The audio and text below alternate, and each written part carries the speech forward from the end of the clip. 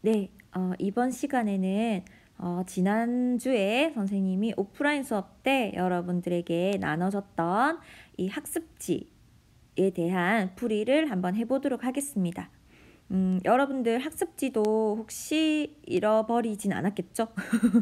혹시 잃어버렸을까봐 선생님이 첨부를 하긴 했어요. 그래서 혹시 잃어버린 친구들은 이 첨부 파일을 출력해서 문제를 풀고 그 다음에 풀이를 들어주시면 되겠습니다. 혹시 근데 요즘에 아이톡톡에서 이 첨부 파일이 열리지 않는 친구들이 좀 발생을 하고 있는 것 같아요. 그래서 혹시라도 열리지 않는 친구가 있으면 학급에서 단톡으로 그 열리는 친구가 공유를 해주시기 바랍니다. 너무 복불복이라 열리고 안 열리고는 저희들의 탓이 아닙니다. 아이톡톡에서의 시스템적인 문제라서 지금 해결책을 찾고는 있는데 모르겠어요. 아직 해결이 안 된 것 같아서 어쨌건 뭐 지난주에 선생님은 다 나눠줬으니까 일단 잃어버리지 않았겠죠. 그래서 그 받은 거를 일단은 다 풀어보고 수업에 임하고 있을 거라고 생각합니다. 자, 그러면 선생님이 조금 이제 속도를 내서 선생님이 교과서에 있는 문제 풀이를 할 때는 조금 부연 설명을 덧붙였던 것 같은데 지금 이제는 여러분들이 어느 정도 수준이 올라와 있는 상태이기 때문에 답 위주로 선생님이 설명을 해도 무관할 것 같아요. 그래서 조금은 속도를 내서 한번 풀이를 해보겠습니다. 자, 1번을 보시면 먼저 생명체 구성 단계가 나왔어요. 우리 처음 고등학교 들어와서 굉장히 어색할 때 처음 수업했던 내용인 것 같습니다. 그래서 예전에 그 기억을 떠올리면서 공부에 임해 주시면 될 것 같아요. 자, 먼저 세포 구성 단계는 생명체 구성 단계는 세포에서 시작해서 두 번째가 그렇죠. 조직이 되겠습니다. 혹시 여러분들 만약에 공부를 하지 않았다면 지금 이 풀이가 의미가 별로 없을 것 같아요. 그래서 먼저 공부를 하고 그 다음에 빈칸을 한번 채워 넣어 보고 그러고 나서 수업을 들어주세요. 알겠죠? 괜히 막 섣불리 잘 알지도 못하는데 답을 받아 적는 게 지금 중요한 일이 아니에요. 알겠죠? 여러분들이 정확하게 알고 있는 게 중요하기 때문에 꼭 명심해 주세요. 조직 다음에는 뭐가 있었나요? 네, 기관이 되겠습니다. 그 다음에 지금 이거는 아까 우리 봤던 거니까 조금 빨리 갈게요. 지금 1번은 네, 미토콘드리아고요. 2번은 소포체 되겠습니다. 더 정확하게 얘기하면 거치면 소포체가 되겠지만 일단은 소포체라고 적을게요. 그 다음에 3번은 핵.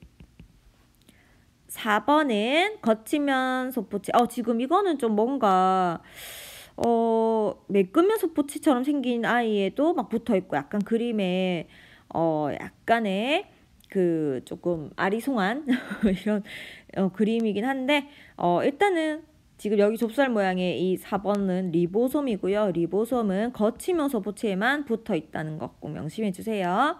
그 다음에 식물세포로 가서 지금 이제 다시 1번 가보겠습니다. 자, 1번 엽록체가 되겠나요? 엽록체 아니네. 1번 미토콘드리아인데요. 그쵸? 다시 자, 1번 미토콘드리아. 이거는 지금 그러니까 번호에 따라서 지금 동물이랑 다 중복이네요. 그러면 우리가 4번까지는 했고, 그쵸? 4번까지는 리보솜 했고요. 5번 보겠습니다. 5번은 엽록체 될 거고요. 지금 6번은 뭡니까? 세포막 바깥 부분에 있는 거니까 세포벽. 그 다음에 세포의 구조와 기능. 1은 광합성이 일어나 포도당을 합성하며 네, 엽록체죠. 그 다음에 2번 무슨 세포에만 있는 세포 소기관이다? 그렇죠. 식물 세포에만 있는 세포 소기관. 그 그 다음에 세포 안팎으로 물질 출입을 조절하는 것은 세포막이다. 그 다음에 무슨 세포는 뭐가 있어서 세포 형태가 유지된다. 일단 세포 형태가 유지되는 건 세포벽일 거고요. 세포벽이 있는 건 식물이죠. 그 다음에 세포 호흡이 일어나고 에너지 생산. 너무 계속 반복입니다. 이거는 미토콘드리아. 그렇죠? 그 다음에 4번. 뭐뭐 속에 들어있는 DNA의 유전 정보가 라고 했으니까 1은 핵이 될 것 같고요. 그 다음에 DNA 유전 정보가 어디에 전달이 되면 조금 헷갈리고요. 그 다음에 그럼 가보죠. 이것은 그 유전 정보에 따라서 단백질을 합성한다. 아, 그렇군요. 지금 2번은 단백질을 합성하는 세포 소기관이랍니다. 그래서 리보솜 되겠습니다. 그 다음에 3번 합성된 단백질은 소포체를 거쳐서 어디로 운반된 후 분비된다. 자, 분비에 관여하는 거 골지체. 그 다음에 세포막의 주성분은 인지질과 단백질이다. 여러분 인지질의 특징 잘 알고 있죠? 인지질의 특징 때문에 인지질 이중층을 형성하게 되는 거예요. 막이. 그 다음에 인지질은 물과 잘 섞이는 그렇죠. 인지질의 특성이 나오고 있네요. 친수성 부분과 혹은 친수성 머리 부분과 그렇죠. 그 다음에 물과 잘 섞이지 않는 소수성 꼬리 부분으로 되어 있고 세포 안과 밖에는 물이 풍부해서 결국 세포막은 인지질 이중층을 형성한다. 그 다음에 세포막은 구성성분 및 구종에 의해 물질의 종류에 따라 어떤 물질은 잘 투과시키고 어떤 물질은 잘 투과시키지 않는데 이거 아까 뭐였나요?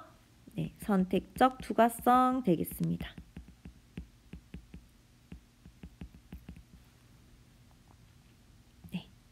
넘어갈게요. 세포막을 통한 물질의 확산. 뭐뭐는 물질을 이루는 분자가 농도가 높은 쪽에서 낮은 쪽으로 분자가 이동하는 거예요. 뭐 분자는 하긴 물 분자도 분자니까. 어쨌건 농도가 높은 데서 낮은 쪽으로 움직여서 무작위로 움직여서 이동하는 거니까 확산 되겠습니다.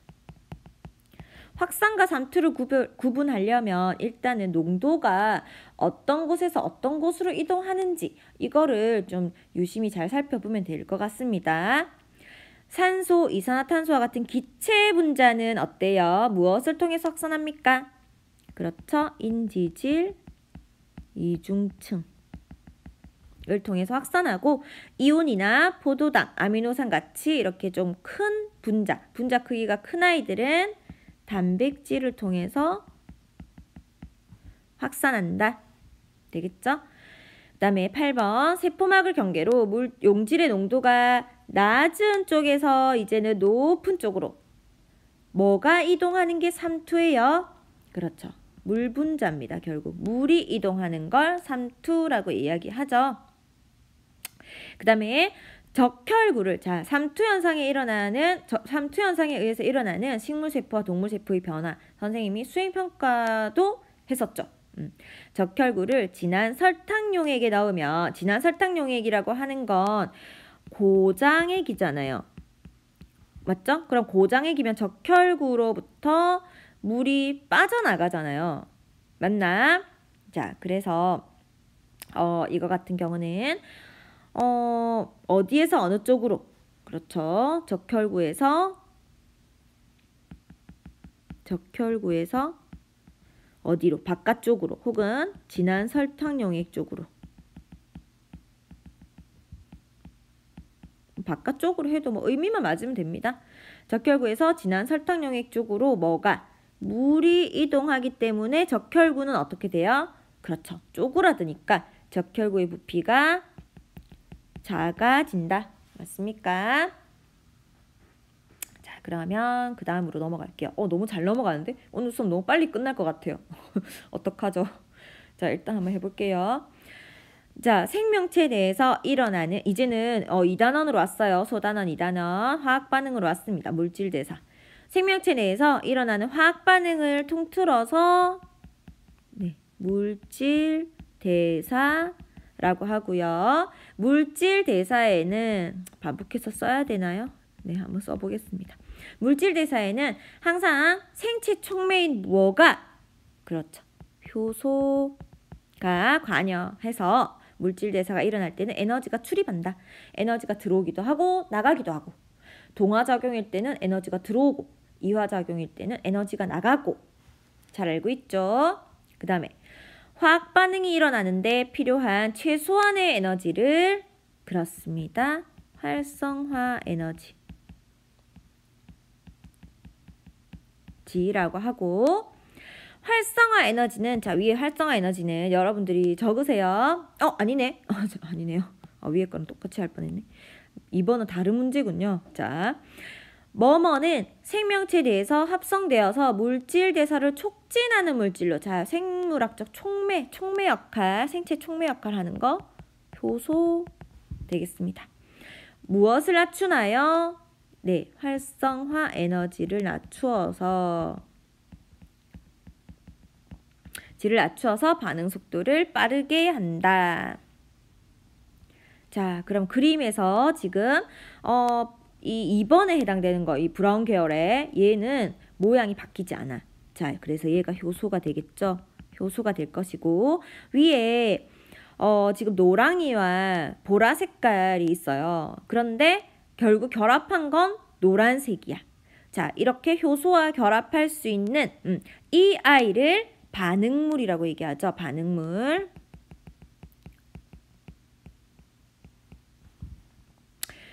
지금 보라 색깔 얘는 이 효소와는 결합을 못하는 거예요. 하지만 이 보라 색깔을 수용하는 또 다른 효소가 분명 있겠죠.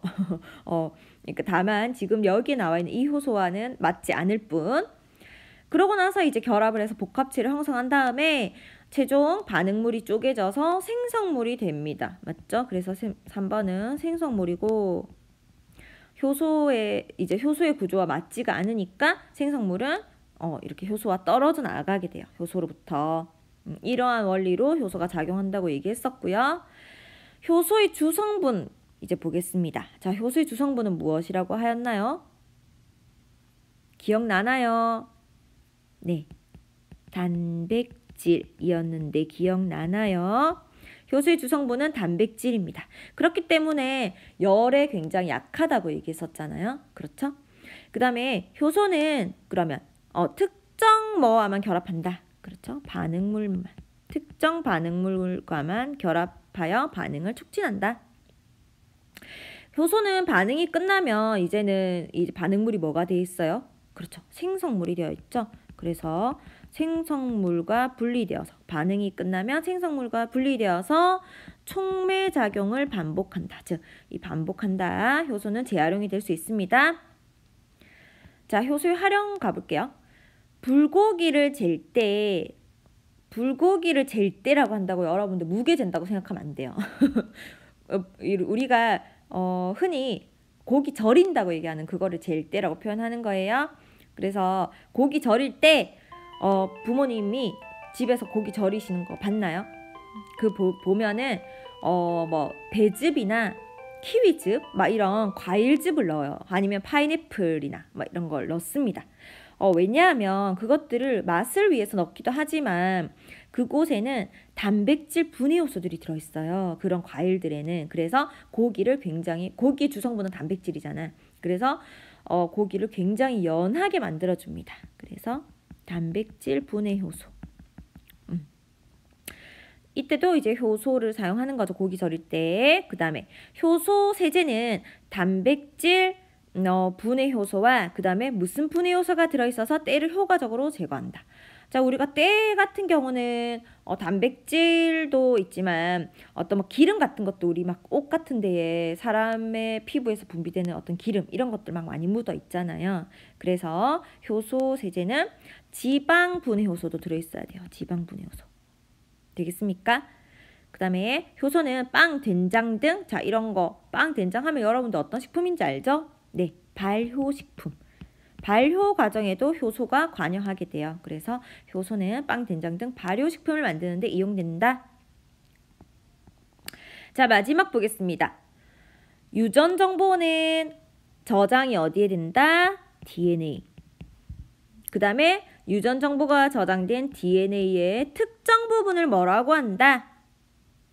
네, 유전자라고 했었습니다. 기억나죠? 특정 유전자는 무엇을 구성하나요?